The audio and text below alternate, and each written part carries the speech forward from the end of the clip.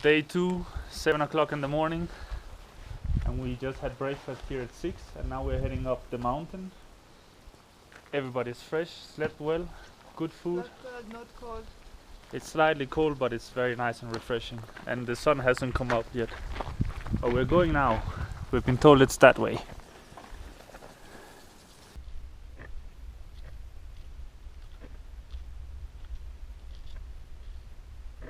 Big decision coming up. We don't know whether we should go right, left, straight. It's difficult to say. Have a look.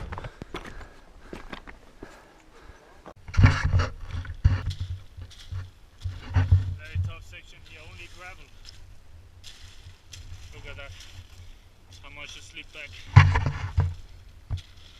It's not. We have chosen to take the left route, and apparently it's actually the only one. So we're sticking to the left side of the mountain. Wrong mountain. From this point on, there's about an hour and a half, more or less.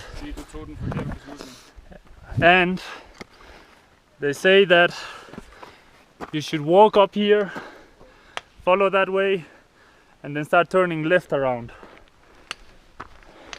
That should be the way. And next to that, you have to imagine you have to be higher than that peak. This point here is where you hear a small water stream. So now it kind of becomes obvious. So far, I believe, here where the little water stream is and creek. Going up here, you can see there are people right over there somewhere. Then you go up, and then the summit must be somewhere behind here. 3 hours trekking with breaks, long breaks. And now 4,015 meters according to the GPS. You can see all the way down there.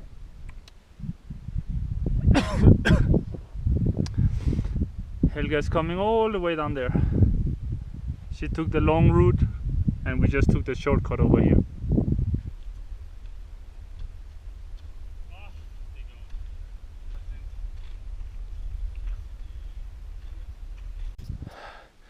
We're about 20 minutes from the peak. We have been told by a guy who ran all the way down from Imlil, all the way up here and back.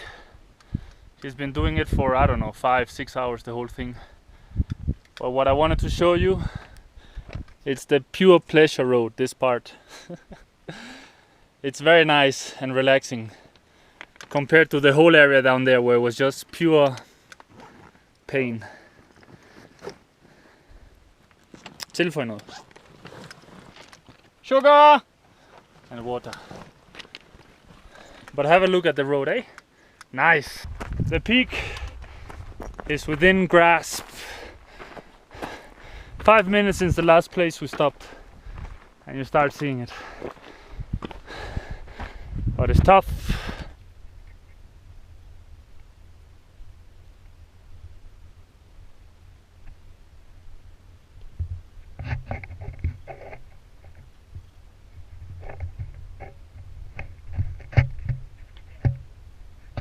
Reached the summit, 3.5 hours. Just in case the top of the summit is not here. Ow, for sad. But right there.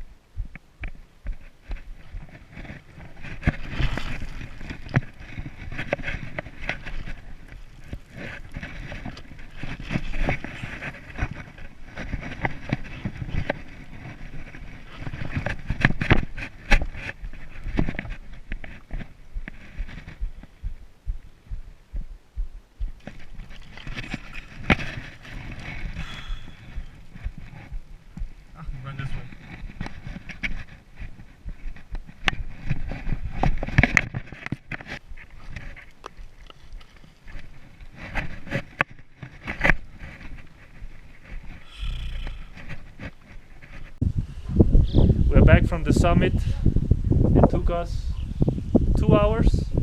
It was a long way still. We had a lot of breaks, but they were good. Kasper. Come on. Let's go see. How much water did you drink? Or Or what did you take with you? I took with me 4 liters. Whoa. Very nice. Whoa, beautiful. Yeah. Patel. Okay. 4 liters of water. Drank probably. You didn't take No, 4 I liters. didn't take 4 liters. I took 2 liters. Yeah. And I didn't even drink 2 liters. And You have a fucking headache. yeah, I had. But you can see the peak. If you see the peak, I think it would be easier. But there's a stretch of 300, 400 meters, which is utter hell. So there's no sugarcoating it. It just gets shit. Helga?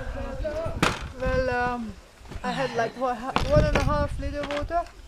I could have had more, but I managed. I just had Thank the you. last sip when we arrived here. Food was enough. The sandwich, some Snickers, and I think it's very steep sometimes, very slippery, What a were your little shoes? bit dangerous. My shoes are perfect. I'm quite satisfied. What were you wearing? I was wearing the Vibram and 5 finger, yeah. 5 finger. Yeah. They survived, but there are some holes. My pants, there are a big hole on my pants because I was sliding a lot. It's very slippery, so just that people know that. All in all, it was a good trip.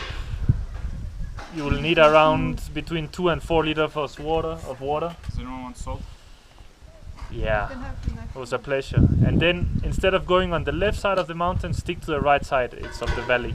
Stick to the right side of the valley. It's more important. Just a small disclaimer. I am no animation expert, so I take it the old school way. But I just want to show you here how it was to actually climb this mountain. And the refuge is down here and the top of the mountain up there. To start with, we actually thought that we had to ascend this way and then turn right, because this was the summit that we were able to see from the refuge. And it took us a long time, and almost halfway through when we started realizing we actually have to go left. And this is only because we met some tourists on the way down, where they actually told us this here. But I've calculated, in fact, that the distance from the refuge to the summit is about 1 kilometer. And with the time it took us to summit, then we were actually ascending at a vertical speed of just about 7.5 centimeters per second. So every second we were walking this much and getting higher to the refuge. And that almost makes it 5 meters per minute. So all in all, it took us small 3.5 hours to reach the summit. And finally getting down, it only took us 2 hours. But you are extremely exhausted at the end of that. And in fact, you will be able to see that when you get up here, there are tons of ways to walk here. Very confusing. But just stick to the valley and walk up, continue up. At about this point, there's actually a possibility to walk this way as well.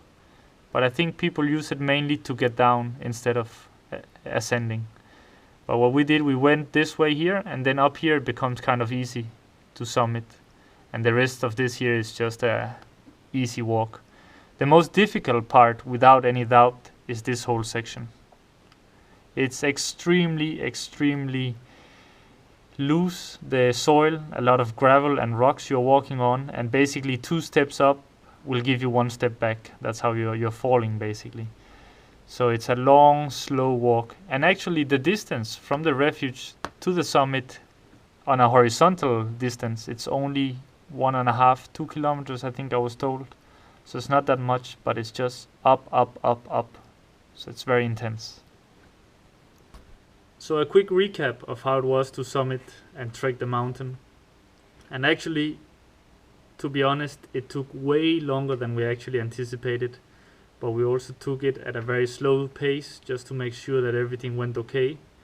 And there's a long list of things you should do actually and consider when you trek. For instance, to start with, you actually need to check the weather forecasts. We were very lucky as such because we did not really make a big deal out of that, but in summertime Morocco is really nice and warm, and the mountain especially is cool, so it's a very pleasant temperature to walk in. but you would not want to walk when it's rainy, because there are chances of rock slides or mud slides during rain time. That's what we have been told. In winter time you have to be extra careful and actually consider the fact that, again, as we have been told by the locals, that it's possible to have avalanches and snowstorms and so on, and it gets very, very cold. So you really need to think of this, and you should in fact also have a guide, at least in the winter time. During summer it is also recommended for some, but we actually did the attempt without a guide and we managed very well. But for those who have never ever tried something like this before, it's actually very good to have somebody who knows what's going on. Shoe wise, I had a pair of boots. It's actually very good to have boots, because in case you fall or hit yourself or twist your ankle, they give some more support. If you go by normal sneakers or wear normal, well, actually Vibram 5 fingers as well, you can actually do it, but you really have to be careful of how you step, and if something goes wrong, well, these shoes will not protect you as much. And water wise, we had read that it was actually extremely important to have a lot of water, because you risk getting all kind of things, diarrhea and stuff like that, going up the mountain. But in fact it was possible to purchase water along the way, but again, you would not want to run the risk that everything might be closed. So it's good to have a decent amount of water, at least, that can last, at least for the first day. That's a minimum of 5 hours getting up to the refuge, but they're guaranteed that you can buy water.